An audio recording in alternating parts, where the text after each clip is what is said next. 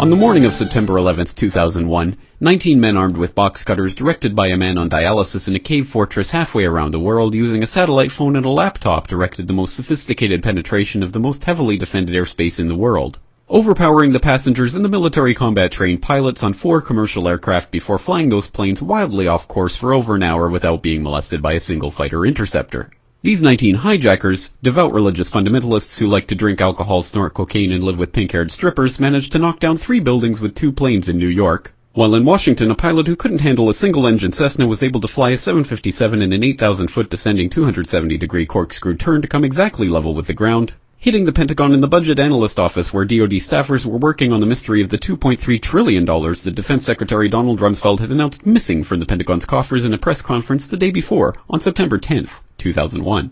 Luckily, the news anchors knew who did it within minutes. Osama bin Laden. The pundits knew within hours. Osama bin Laden.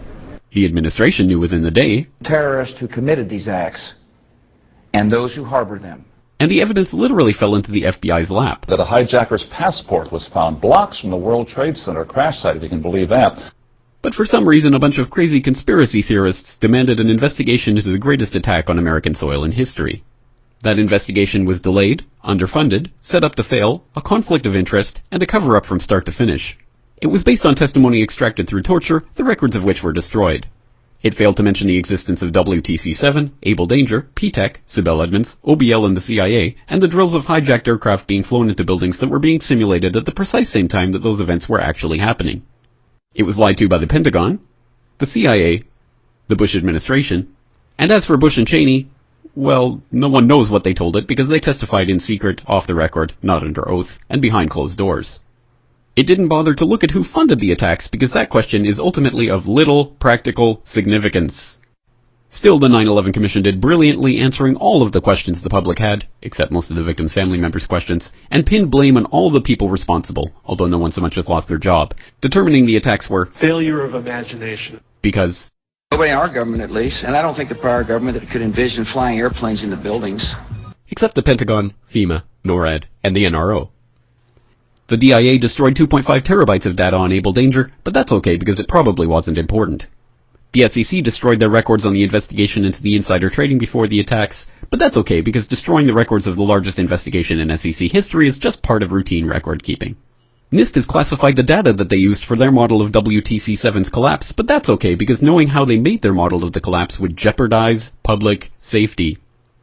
The FBI has argued that all material related to their investigation of 9/11 should be kept secret from the public, but that's okay because the FBI probably has nothing to hide. This man never existed, nor is anything he had to say worthy of your attention, and if you say otherwise, you are a paranoid conspiracy theorist and deserve to be shunned by all of humanity. Likewise him, and her. And her, and her, and him.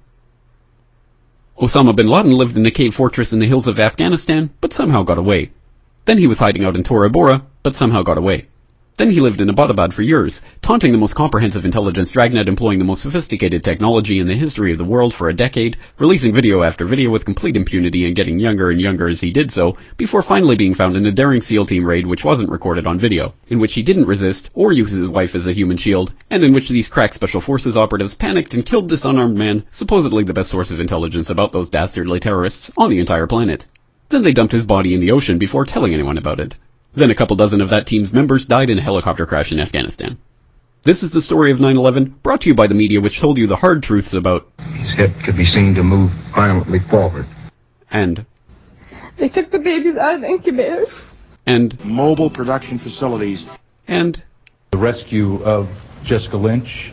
If you have any questions about this story, you are a batshit paranoid tinfoil dog-abusing baby hater and will be reviled by everyone. If you love your country and or freedom, happiness, rainbows, rock and roll, puppy dogs, apple pie, and your grandma, you will never ever express doubts about any part of this story to anyone. Ever. This has been a public service announcement by the Friends of the FBI, CIA, NSA, DIA, SEC, MSM, White House, NIST, and the 9/11 Commission. Because ignorance is strength.